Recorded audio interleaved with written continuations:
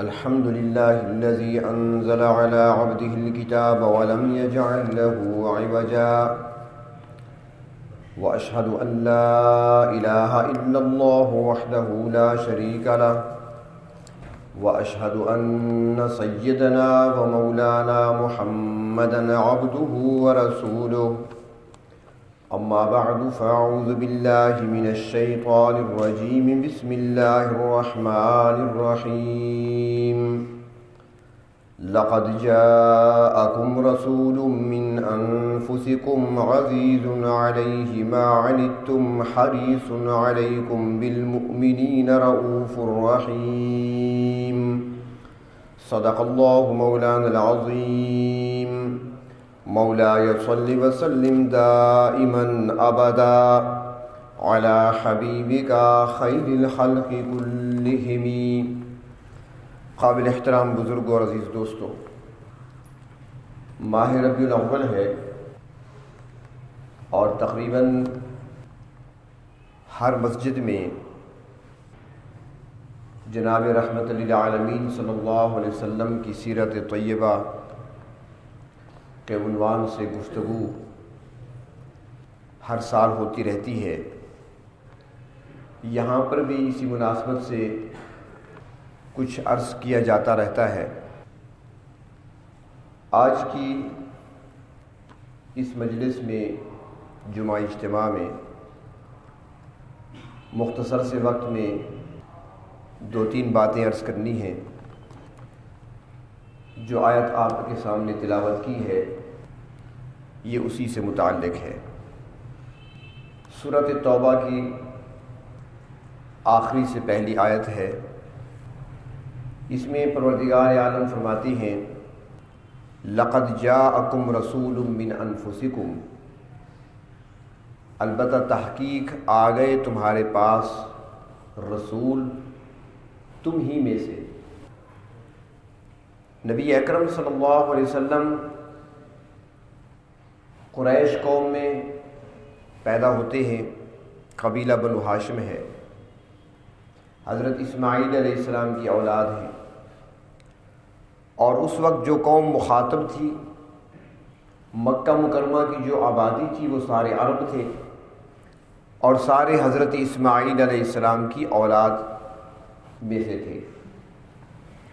تو اللہ تبارک و تعالیٰ نے فرمایا کہ تمہارے پاس رسول آ گئے جو تم ہی میں سے ہیں، جس خاندان سے تمہارا تعلق ہے، جس قوم سے تمہارا تعلق ہے، جس شہر میں تم رہتے ہو، اسی شہر میں تمہاری قوم میں تم ہی میں سے ہم نے اپنے رسول کو بھیجا ہے۔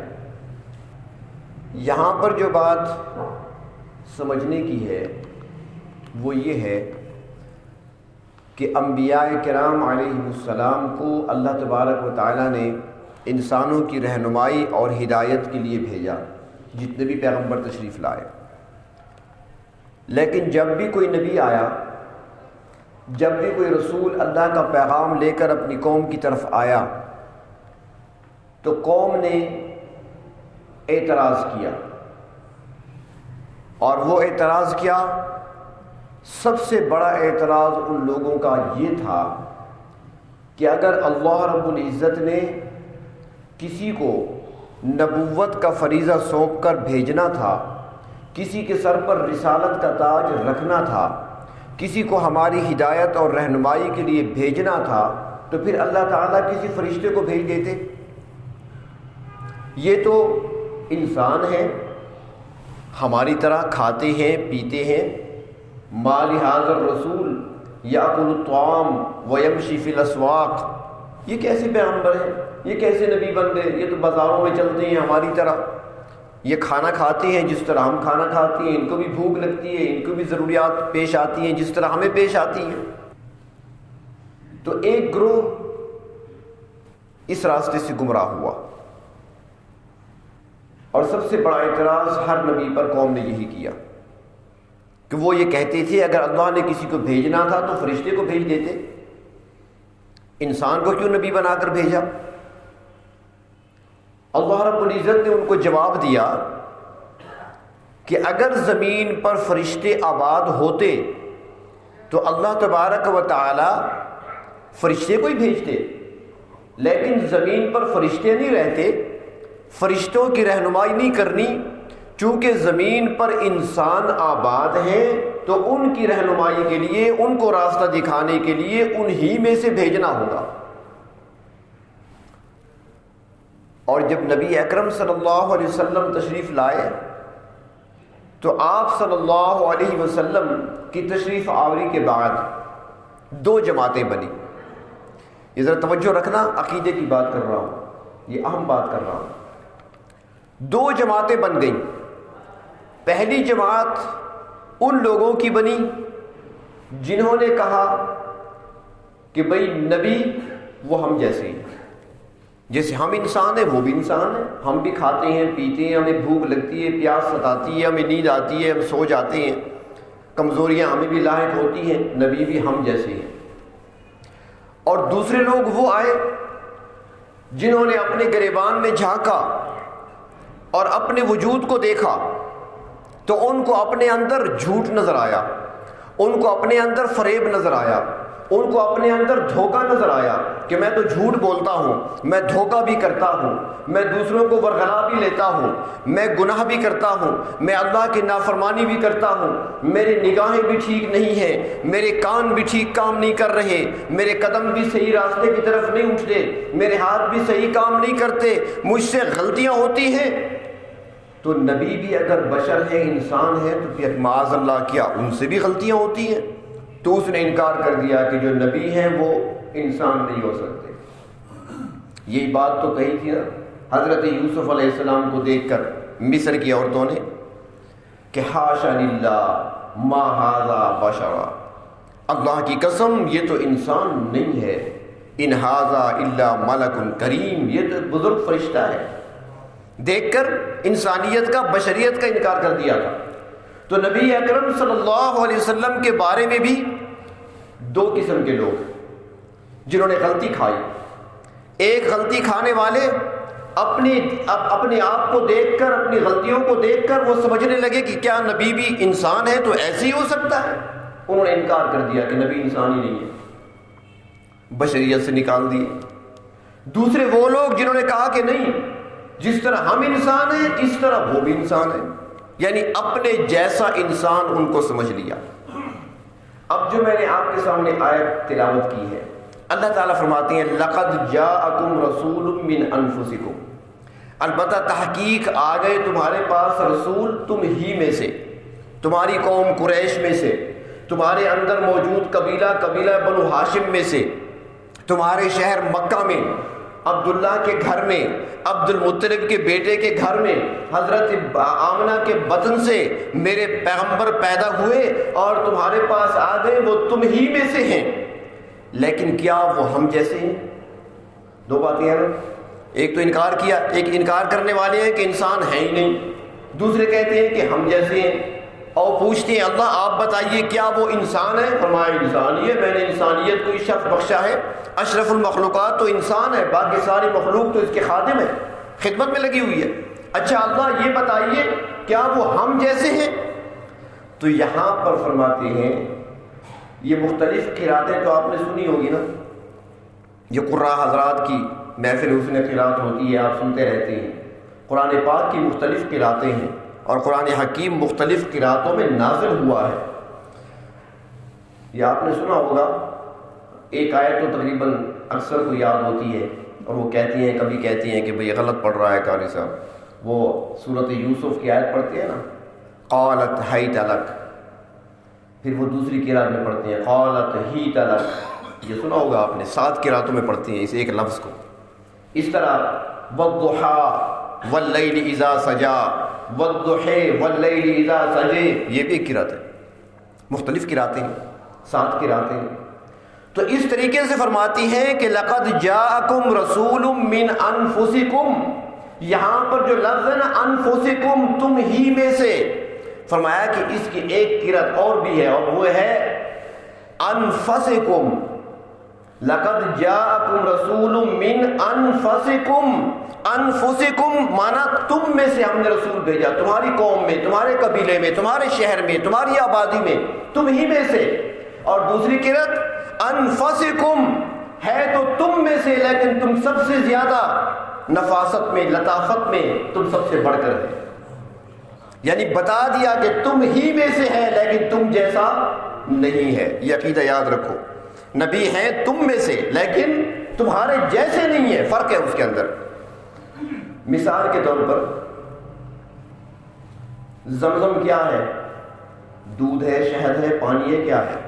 جانتے ہیں نا آپ، پیتے رہتے ہیں۔ زمزم پانی ہے، اور ہمارے دریا میں بہنے والا پانی ہے، اوپر نہر میں بہنے والا پانی ہے، ہمارے گھر میں نلکوں سے نکلنے والا پانی ہے، جو ٹینکیوں سے پائپ لائن کے ذریعے ہمارے گھر تک پہنچتا ہے، یہ بھی پانی ہے۔ یہ سارے پانی ہیں، شکل رنگ ایک جیسا ہے، عام بندہ محسوس ہی نہیں کر سکتا، تو ذائقہ بھی ایک جیسا ہے، لیکن کیا آپ کہہ سکتے ہیں کہ زمزم باقی پانیوں کی طرح ہے؟ آپ کہہ سکتے ہیں کہ زمزم بھی ویسا ہے جیسے دوسرا پانی؟ نہیں، انسان پکار اٹھتا ہے کہ زمزم ہے تو پانی، لیکن پانی جیسا نہیں ہے۔ قرآن پاک کیا ہے؟ کتاب ہے نا، الماری میں رکھی ہوئے اٹھا کر دیکھیں، کتاب ہے۔ باقی بھی ساری کتابیں ہیں، مارکیٹ چلے جائیں، اردو بازار چلے جائیں، یہاں ہماری خاور والی گلی میں چلے جائیں، دکانیں بھری ہوئی ہیں، ساری کتابیں ہیں۔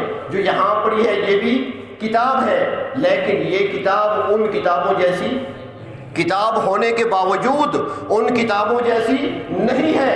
پتھر دنیا میں بہت ہیں، رنگین بھی ہیں، خوبصورت بھی ہیں۔ جو زمین پہ لگا ہوا ماربل ہے وہ بھی تو پتھر ہے، جو سنگ مرمر لگا ہوا ہے وہ بھی تو پتھر ہے، جس کو انگوٹھیوں میں پہنا ہوا ہے یہ بھی پتھر ہے، جو پہاڑوں پہ پڑا ہے وہ بھی پتھر ہے، جس سے مکان بنائے جاتے ہیں، دیواریں بنائی جاتی ہیں، وہ بھی پتھر ہے۔ یہ سارے پتھر ہیں، لیکن جو بیت اللہ میں جڑا ہوا حجر اسود ہے وہ بھی پتھر ہے۔ تو کیا حجر اسود ان پتھروں جیسا ہے پتھر، پتھروں میں سے پتھر ہے، لیکن پتھروں جیسا نہیں ہے، وہ الگ ہے۔ ایک حدیث شریف اور بھی سنا دوں۔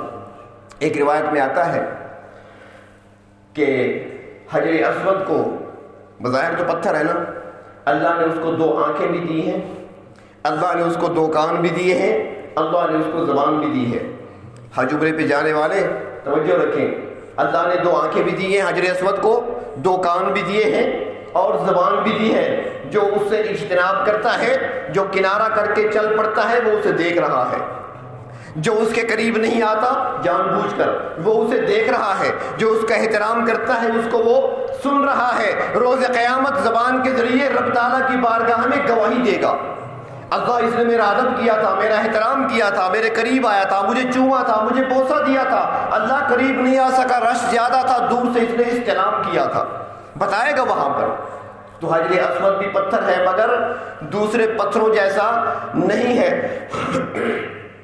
تو جس طرح قرآن کتاب ہونے کے باوجود دوسری کتابوں جیسی نہیں ہے، جس طرح زمزم پانی ہونے کے باوجود دوسرے پانیوں جیسا نہیں ہے، حجر اسود پتھر ہونے کے باوجود دوسرے پتھروں جیسے نہیں ہے، تو محمد الرسول اللہ انسان ہونے کے باوجود انسانوں جیسے نہیں ہے، ہم جیسے نہیں ہیں انسان، انکار نہیں کیا جا سکتا۔ حضرت آدم کی اولاد میں سے ہیں، حضرت اسماعیل کی ذریت میں سے ہیں، حضرت آمنہ کے بطن سے آئے، حضرت عبداللہ کے بیٹے ہیں، عبد المطلب کے پوتے ہیں، خاندان قبیلہ ان کا بنو ہاشم ہے، قوم ان کی قریش ہے، انسان ہیں لیکن دوسرے انسانوں جیسے نہیں ہیں۔ حدیث شریف میں آتا ہے نبی اکرم صلی اللہ علیہ وسلم نے روزے رکھنے شروع کیے، روزہ رکھا، شام ہوئی افطار نہیں کیا، اگلا روزہ شروع کر دیا، شام ہوئی افطار نہیں کیا، اگلا شروع کر دیا۔ اسے صوم وصال کہتے ہیں، صوم وصال۔ اور یہی روزے رکھے تھے حضرت موسیٰ علیہ السلام نے طور پر، صوم وصال، روزے پہ روزہ، کھانا پینا کچھ نہیں۔ ایک صحابی نے دیکھا، اس نے بھی شروع کر دیے، 2 دن تو چلا، تیسرے دن پڑا تھا بیچارہ۔ جب پتہ چلا اللہ کے نبی کو، آپ نے فرمایا ایکم مثلی، تم میں سے مجھ جیسا کون ہے، تم میں سے مجھ جیسا کون ہے، میرا مقابلہ کرتے ہو؟ تم افطار بھی کرو، سحر بھی کھاؤ، تم ایسے روزے نہیں رکھ سکتے جیسے روزے میں رکھتا ہوں۔ نبی اکرم صلی اللہ علیہ وسلم گھر تشریف لائے، عشاء کے بعد آ کر لیٹ گئے، آرام فرمایا، سو گئے، نیند سے بیدار ہوئے، نیند سے اٹھے، سیدھا مسجد چلے گئے، جا کر نماز پڑھائی صبح کی، سوتے رہے، جا کر صبح کی نماز پڑھا دی۔ اس زمانے میں یہ سسٹم تو نہیں تھا ہماری طرح مسجدوں میں پانی کی ٹوٹیاں لگی ہوئی ہیں اور ٹینکیاں بھری ہوئی ہیں، اس زمانے میں تو نہیں تھا، گھر سے وضو بنا کر آتے تھے۔ تو آپ اٹھتے ہیں، اٹھنے کے بعد چلے گئے، جا کر آپ نے نماز پڑھا دی صبح کی، سوئے، آپ نے نیند کر لی۔ جب واپس تشریف لائے، حضرت عائشہ رضی اللہ تعالی عنہا نے پوچھا، یا رسول اللہ صلی اللہ علیہ وسلم، آپ تو سو رہے تھے، آپ نے تو نیند کر لی اور سونے کے بعد آپ تشریف لے گئے، آپ نے جا کر نماز پڑھا دی، تو کیا اللہ تعالیٰ کا کوئی نیا حکم آیا ہے؟ حکم پہلا بدل گیا ہے؟ سونے کے بعد کیا وضو کرنے کی ضرورت نہیں ہے؟ بغیر وضو کے ہم نماز پڑھ سکتے ہیں؟ یا کہیں ایسا تو نہیں، آپ بھول تو نہیں گئے، نیند سے اٹھے اور جا کر نماز پڑھا دی، آپ کو یاد نہیں رہا کہ میں سویا تھا، میرا وضو نہیں ہے؟ کہیں ایسا تو نہیں ہے؟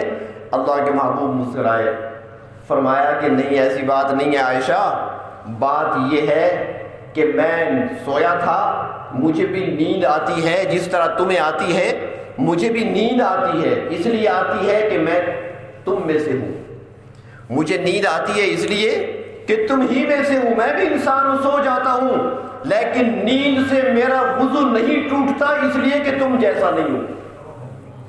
تمہارے وضو نیند سے ٹوٹ جاتے ہیں، آنکھ لگی وضو گیا، اللہ کے نبی سوتے ہیں تو فرمایا تنام عینی ولا ینام قلبی، ہماری آنکھیں سوتی ہیں، دل جاگتا رہتا ہے، ہمارا دل نہیں سویا کرتا، اس لیے نبی کا وضو نیند سے نہیں ٹوٹا کرتا۔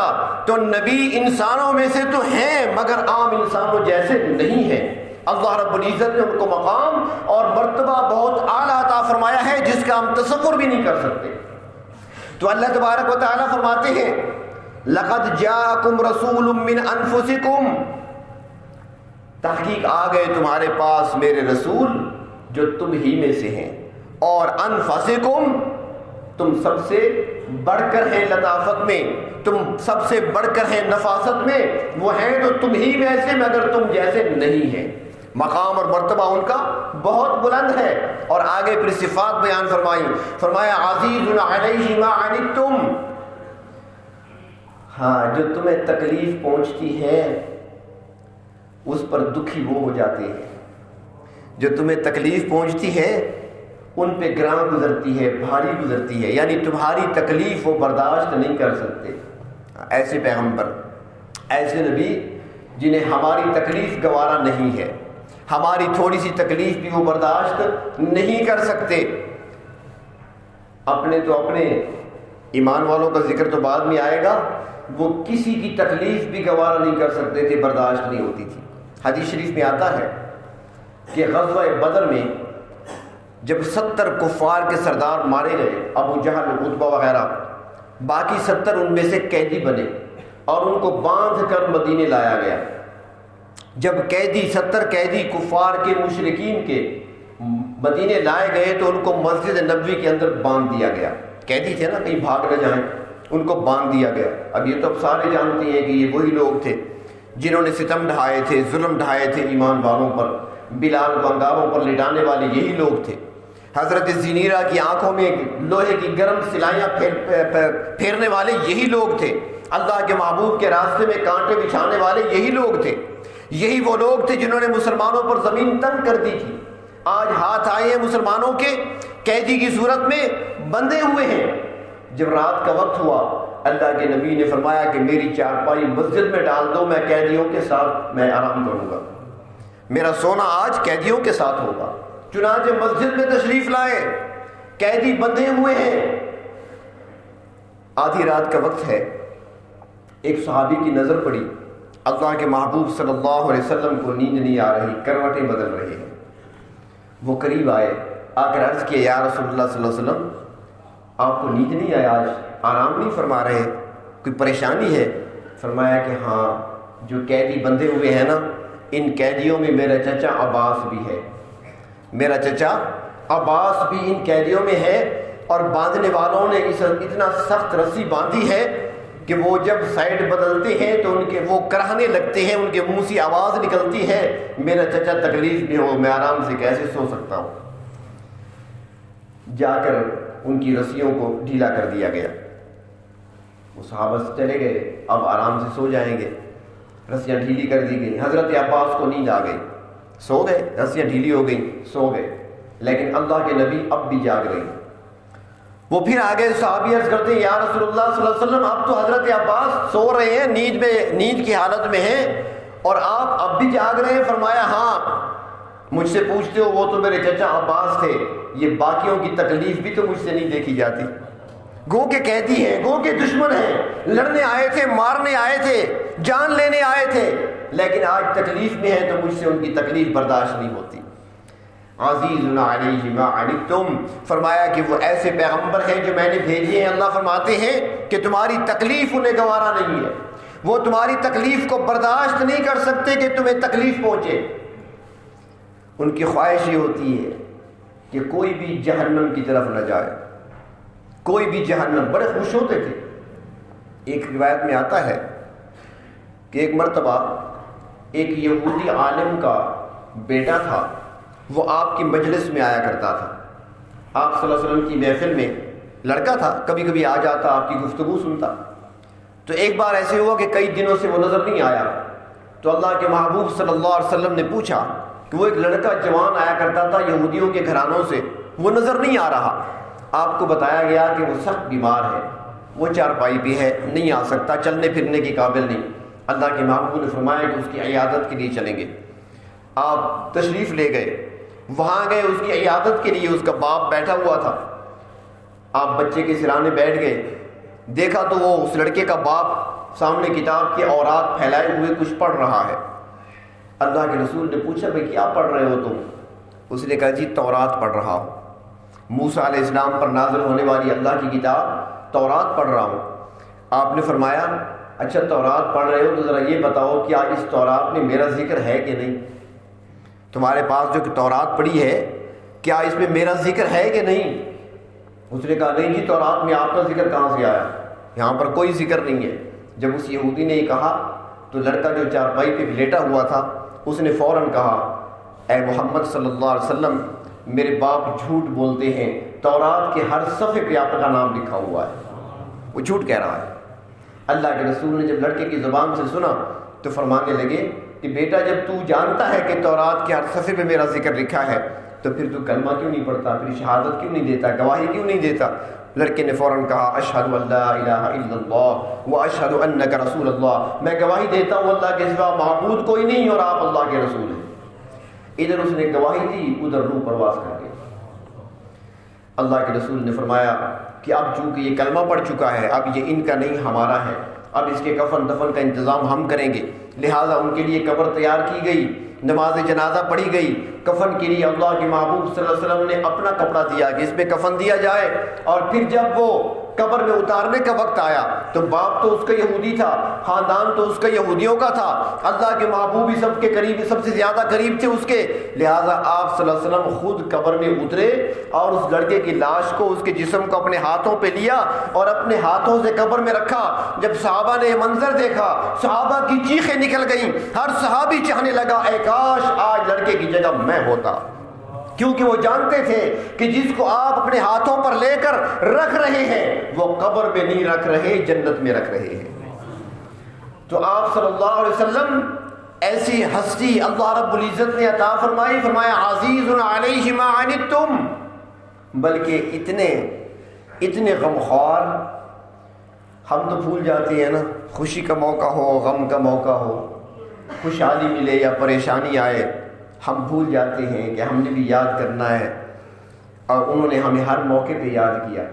کس انداز سے یاد کیا, ذرا کبھی علیحدگی میں تصور کر لیا کریں, بیٹھ جایا کریں, سوچا کریں میرے نبی میرے بارے میں کیا سوچا کرتے تھے اور میں کیا کر رہا ہوں. اللہ کے نبی نے فرمایا میرے امتی خیال کرنا, جب رات کو بستر پہ سونے لگو بستر کو ذرا پہلے جھاڑ دیا کرو, چادر کو, کہیں ایسا نہ ہو کوئی بچھو یا کوئی سانپ یا کوئی چیز پڑی ہو تجھے کاٹ نہ لے. کتنی فکر ہے اپنے امتی.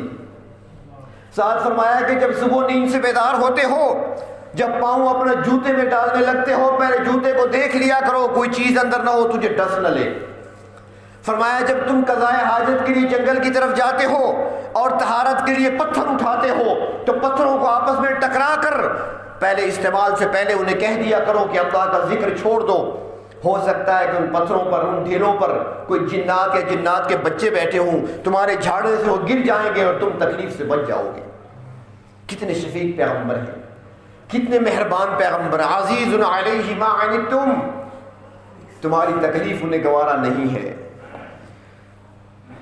اب دنیا میں دیکھیں، کچھ لوگ ایسے بھی ہوتے ہیں جو ایسے شعبے اختیار کیے ہوتے ہیں جن شعبوں کو عام لوگ حقارت کی نظر سے دیکھتے ہیں، عام لوگ انہیں حقارت کی نظر سے دیکھتے ہیں، لیکن مجبوری ہے، انہوں نے اپنا رزق کمانا ہوتا ہے۔ مثال کے طور پر کپڑے سینے کا شعبہ ہے، سینے والے کو آج کل تو خیر اسے ٹیلر ماسٹری کہتے ہیں، پرانے زمانے میں درزی کہا کرتے تھے انہیں، یہ شعبہ ہے۔ اس طرح جوتے گانٹھنا جسے موچی کہتے ہیں، یہ شعبہ ہے۔ جھاڑو دینے والے جنہیں خاکروب کہا جاتا ہے، صفائی کرنے والے، یہ ایک عام شعبے ہیں۔ اور ان لوگوں کو عام لوگ جن کے پاس کچھ مال ہوتا ہے، کچھ دنیا ہوتی ہے، تو وہ پھر ان کو گھٹیا تصور کرتے ہیں۔ ہمارے ہاں سرائکی میں لفظ ان کے لیے کمی کا استعمال کرتے ہیں، یہ کمی لوگ ہیں۔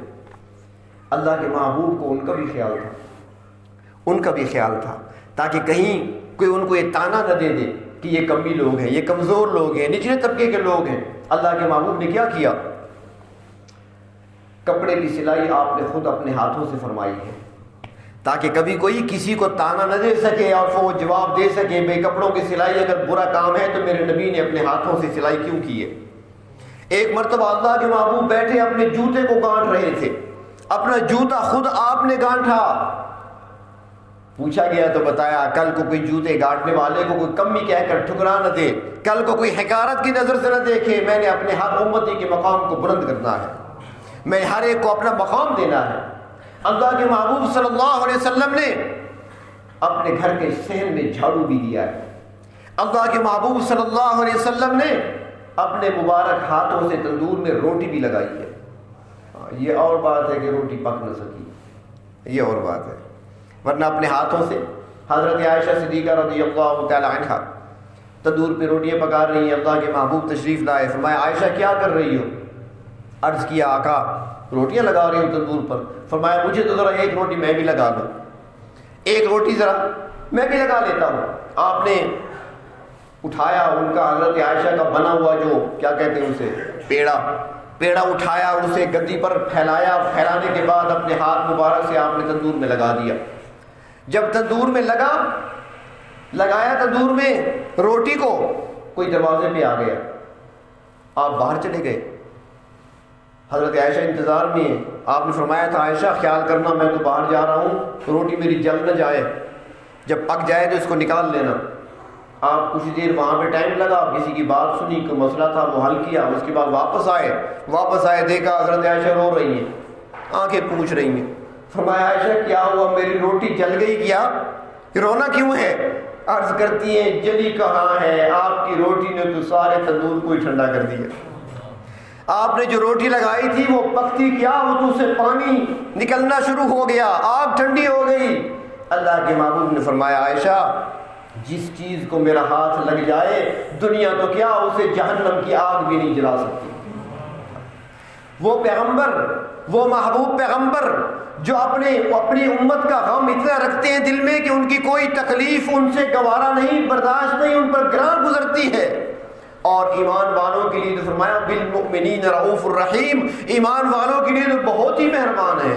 یہ تکلیف تو وہ کسی اور بلکہ انسان تو کیا، آپ نے تو جانوروں پر، پرندوں پر بھی رحم کھایا ہے۔ آپ نے فرمایا نہیں تھا کہ مرغی ذبح کرنے لگو چھری کو تیز رکھا کرو تاکہ مرغی کو تکلیف نہ ہو، مرغی اور جانور کی تکلیف بھی آپ کو گوارا نہیں۔ ایک صحابی جب آئے سفر کے دوران، چڑی اس کے اوپر چڑی منڈلا رہی ہے، چڑیا کو دیکھا، آپ نے فرمایا کہ یہ کیا ہو رہا ہے؟ اس نے کہا کہ اس کے بچے پڑے تھے گھونسلے میں اٹھا کر لایا ہوں۔ فرمایا ان بچوں کی ماں کو کیوں پریشان کیا، جاؤ محمد کو راضی کرنا ہے تو بچوں کو واپس گھونسلے میں رکھ کے آؤ۔ جن سے پرندوں کی تکلیف نہیں دیکھی جاتی، انسان تو بڑی چیز ہے۔ اور فرمایا بالمؤمنین رؤوف الرحیم، ایمان والوں کے لیے تو بہت ہی مہربان ہے، ایمان والوں کے لیے تو بہت ہی شفیق ہے، مسلمانوں کے لیے تو بہت ہی شفیق ہے۔ اور اتنے مہربان کہ ایمان والے سو رہے ہوتے تھے، آپ راتوں کو اٹھ کر ان کے لیے دعائیں کر رہے ہوتے تھے۔ راتوں کو جاگ جاگ کر امت سو رہی ہے، آپ بیٹھے ہیں ہاتھ اٹھا کر ان کے لیے مغفرت کی دعائیں کر رہے ہیں، امت کے لیے، اپنے ایمان والوں کے لیے، اپنے کلمہ پڑھنے والوں کے لیے تو اتنے مہربان، اتنے رحیم اور اتنے رؤوف ہیں کہ فرمایا کہ دنیا میں تو تمہارے لیے دعائیں کرتا رہا ہوں، قیامت کا دن جب آئے گا تو بڑا مشکل دن ہوگا، بڑا مشکل دن ہوگا، وہاں پر کوئی کسی کے کام نہیں آئے گا، ماں بیٹی سے جدا ہوگی، باپ بیٹے سے دور بھاگے گا، بیٹا باپ سے بھاگے گا، دوست دوست سے جدا ہوگا، یوم یفر المرء من اخیہ وامہ وابیہ وصاحبتہ وبنیہ، کوئی کسی کے کام نہیں آئے گا، ہر کوئی دوسرے سے راہ فرار اختیار کرے گا۔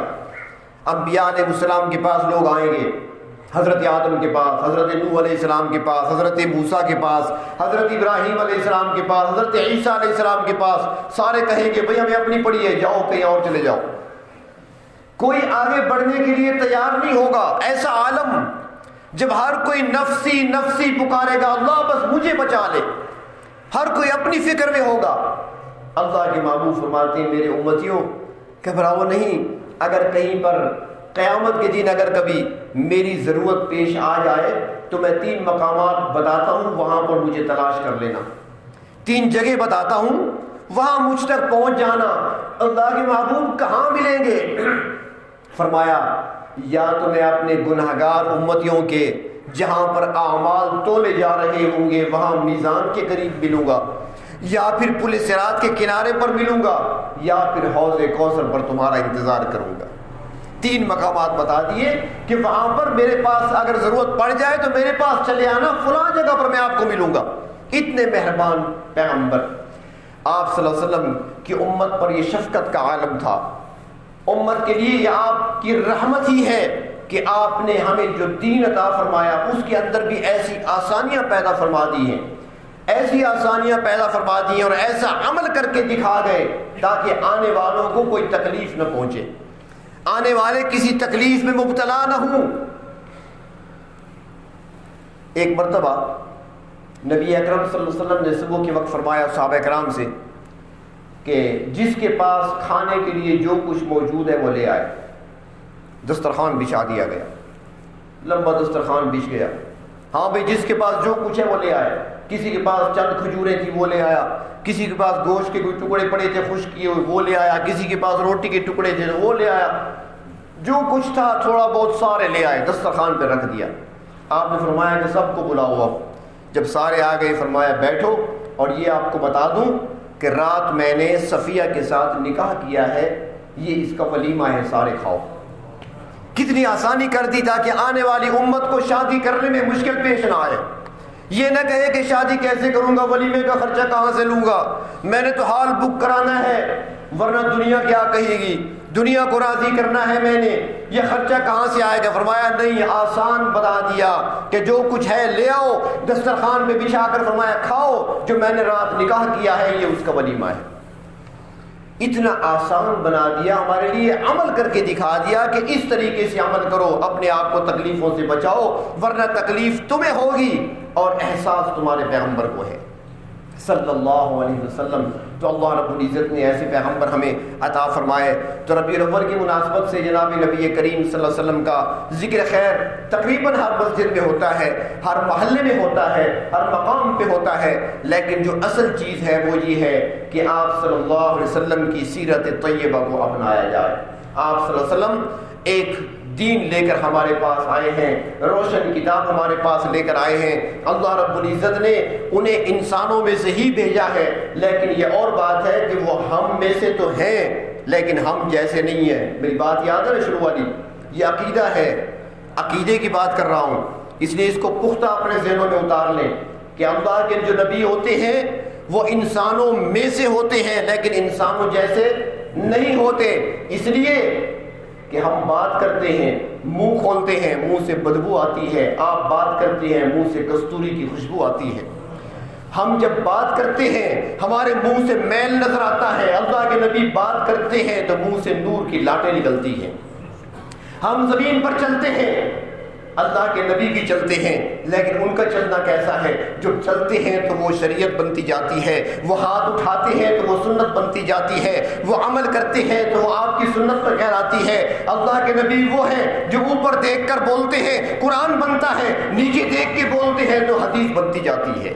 میرے پیغمبر تو وہ ہیں انسانوں میں سے ہیں، لیکن انسانوں جیسے نہیں کہ جب وہ مسکراتے ہیں تو حوروں کو جوانی ملتی ہے، جب وہ مسکرا کر کسی طرف دیکھتے ہیں تو جنت کو جوانی مل جایا کرتی ہے۔ اللہ کے نبی انسانوں میں سے ہیں لیکن انسانوں جیسے نہیں ہے، اور یہی تو وجہ ہے کہ دنیا میں دستور ہے کہ کچھ لیا جاتا ہے تو کچھ دیا جاتا ہے، کچھ دیا جاتا ہے اور کچھ لیا جاتا ہے۔ دنیا کا دستور ہے، کچھ لے کے آئے ہو تو کچھ لے کے جاؤ گے، یہ تو ہم کہتے ہیں نہیں، اور ایک دوسرے سے کچھ لیا بھی جاتا ہے، اس کو دیا بھی جاتا ہے، دنیا کا دستور ہے۔ لیکن اللہ کے نبی نے دیا بہت کچھ ہے، لیا کچھ نہیں ہے۔ انسانوں میں سے ہیں لیکن انسانوں جیسے نہیں ہے، دیا بہت کچھ ہے۔ کیا دیا؟ ہمیں قرآن دیا، ہمیں سنت دی ہے، ہمیں حدیث دی ہے، ہمیں شریعت دی ہے، خدا کا تعارف دیا ہے، رب کی توحید دی ہے، دنیا کی نعمتیں اللہ تبارک و تعالیٰ نے عطا کی ہیں تو انہوں نے پہچان کرائی ہے۔ بہت کچھ ہمیں دیا ہے، نعمتوں کو ہم شمار نہیں کر سکتے، احسانات کو ہم گن نہیں سکتے، نہ اللہ کی نعمتیں شمار میں آتی ہیں، نہ نبی کریم صلی اللہ علیہ وسلم کے احسانات شمار میں آتے ہیں جو امت پر آپ کے احسانات دیتے رہے ہیں۔ لیا کچھ نہیں ہے۔ ما اسألکم علیہ اجرا، کوئی اجر نہیں لینا، کوئی بدلہ نہیں لینا، بلکہ یہاں تک کہ اللہ تبارک و تعالیٰ کا قانون ہے کہ امت کے جو امیر ہیں وہ غریبوں کو دیں، جو امت کے غریب ہیں، فقیر ہیں، وہ لے سکتے ہیں، زکوٰۃ لے سکتے ہیں، صدقہ لے سکتے ہیں، خیرات لے سکتے ہیں، حکم ہے کہ ان کو دیا جائے، اور ان سے کہا گیا کہ تمہیں اجازت ہے، تم لے سکتے ہو۔ امیر جو ہے وہ دیتے ہیں، غریب لیتے ہیں، وہ لینے والے ہیں۔ یہ تو اللہ کا قانون بھی ہے، اللہ کے نبی کا فرمان بھی ہے، امیروں سے لو، غریبوں کو دو۔ اب غریب لے رہے ہیں، لیکن اللہ کے نبی نے فرمایا، جیسے میں نے پہلے عرض کیا کہ اللہ کے نبی نے دیا بہت کچھ ہے، لیا کچھ نہیں۔ جبکہ غریبوں کا حق تھا لینا، جب بھوک آ جائے، افلاس آ جائے، تندرستی آ جائے تو غریب لے سکتا ہے۔ اللہ کے نبی نے فرمایا کہ میرا گھرانہ یہ بھی نہیں لے سکتا، میں دینے والا ہوں، لینے والا نہیں ہوں۔ سید لے سکتا ہے زکوٰۃ، سید زکوٰۃ نہیں لے سکتا، سید صدقہ نہیں لے سکتا، تو نبی دینے والے ہیں، لینے والے نہیں ہیں۔ امت کو بہت کچھ دیا ہے، امت سے لیا کچھ نہیں ہے، تو جو دیا ہے ہمیں کم از کم اس کو تو ہم سینے سے لگا لیں، اس کو تو ہم سینے سے لگا لیں۔ آپ صلی اللہ علیہ وسلم کی نورانی طریقے، آپ صلی اللہ علیہ وسلم کی سنتیں، یہی ہمارے لیے دنیا میں ترقی کا راز ہمارا اسی کے اندر ہے، اور آخرت میں کامیابی اور نجات بھی صرف اور صرف اسی کے اندر اللہ نے رکھی ہے۔ تو پروردگار عالم اپنے محبوب صلی اللہ علیہ وسلم کی سچی محبت اور کامل اتباع نصیب فرمائے۔